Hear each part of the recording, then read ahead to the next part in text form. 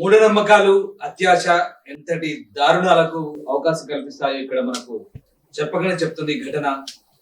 సంగారెడ్డి జిల్లా సదాశివపేట ప్రాంతంలో జరిగింది ఈ ఘటనతో ఒకసారిగా ఉలిక్కిపడ్డారు. ముఖ్యంగా సదాశివపేట ప్రాంతంలో జరిగిన ఈ ఘటన ఒకసారి నేను మీకు చెప్పే ప్రయత్నం చేస్తాను.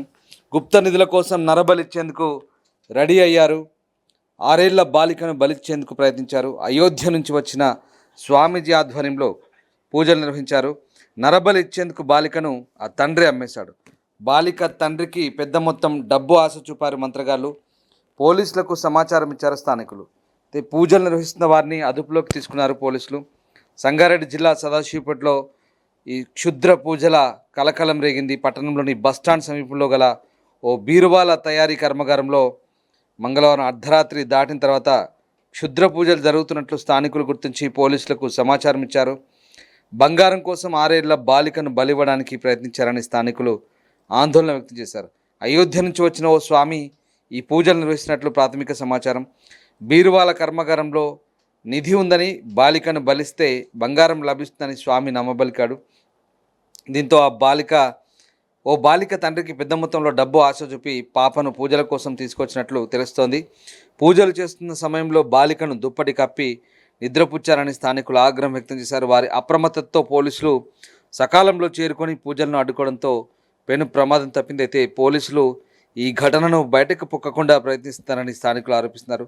బాలికను బలిచ్చే ప్రయత్నం జరిగిందంటే చైల్డ్ ప్రొటెక్షన్ అధికారులకు సమాచారం ఇవ్వాల్సి ఉంటుంది. కానీ పోలీసులు గోప్యంగా ఉంచడం అనేక అనుమానాలకు తావిస్తోంది. పూజలు నిర్వహించిన వారిని విచారిస్తే మరిన్ని విషయాలు వెలుగులోకి వచ్చే అవకాశం ఉంది. అంతేకాకుండా పూజల సమయంలో పెద్ద పల్లెంలో మాంసం ఉండడం కలకలం రేపుతోంది. అది మనిషి మాంసమా లేదా జంతువులదా అని తేల్చాలని స్థానికులు డిమాండ్ చేస్తున్నారు. బంగారం కోసం గతంలో ఇంకెవరినైనా బలిచ్చి ఉండొచ్చనే కోణంలో కూడా పోలీసులు విచారణ జరపాలని డిమాండ్ చేస్తున్నారు. ఈ ఘటనపై సమగ్ర విచారణ జరిపి నిందితులను కఠినంగా శిక్షించాలని స్థానికులు డిమాండ్ చేస్తున్నారు. పోలీసులు అన్ని కోణాల్లోనూ దర్యాప్తు చేస్తున్నారు.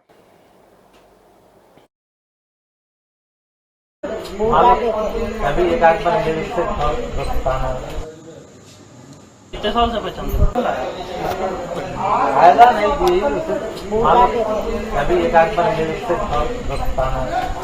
चाय की दी कितने साल से बचन